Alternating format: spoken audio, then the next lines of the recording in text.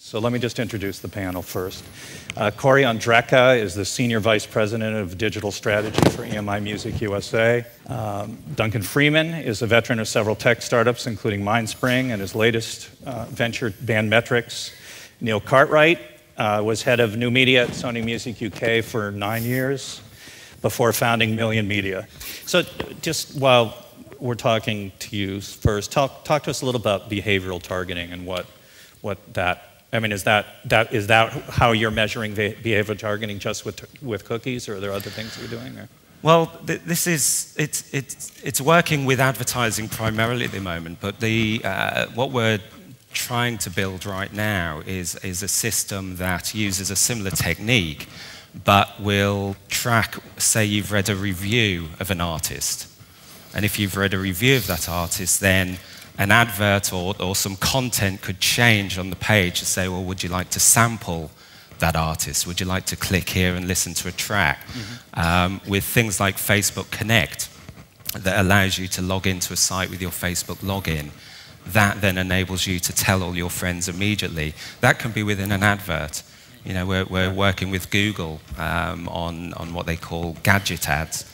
Gadget ads are little programs, you know, little applications that appear in the advertising space. Right. You know, there's some extraordinarily exciting opportunities now. Good. Do the other two of you have examples of ways or places to gather data in the, you know, across the net? If we can reach this sort of holy grail of this one-to-one marketing, where you can begin to understand when an artist takes a specific footpath within one social media site versus another social media site, you can begin to, you know, cross-market one artist and over another artist and one song, et cetera. So, you know, this is definitely the direction we're going on. You know, this has been going on the net for a while, but it hasn't been vertically focused, and now we are vertically focused within the music industry, and that's what's changed. Right. I think that's certainly true. Of course, on top of that, from my perspective, is looking back at even things as obvious as sales data. Right, when we start digging into sales data, one of the things will jump out at us every time we do it. For example, we were looking at a Cap Nashville artist and discovered that one of their biggest cities for sales was Chicago. And you know, it jumps out at you. It's so obvious that when you look at the data that they should be paying attention to this northern city. Right. But it's something that wouldn't have been obvious if you hadn't gone and looked at the data. So I think in some ways it's building out the habits initially of there is value in the data. There is knowledge to be gained by digging in there. I think that it's so easy in any area of expertise to spend a lot of time generating really good ideas and really good reasons to defend your ideas. But sometimes being able to dig through the data can short-circuit these discussions a bit and let you then take actions more quickly. Again, you know, we're trying to make things easier for artists and easier for fans. And so anytime we can gather and generate more knowledge on this, it helps. Good. We've got all this data. We're trying to be smart about how we use it.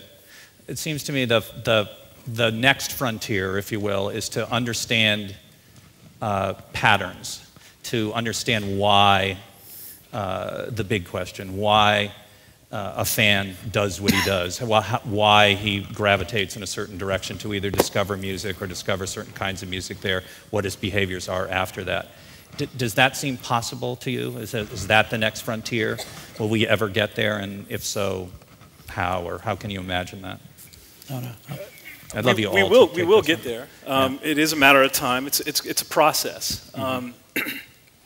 The why is one of the most fascinating pieces of this discussion.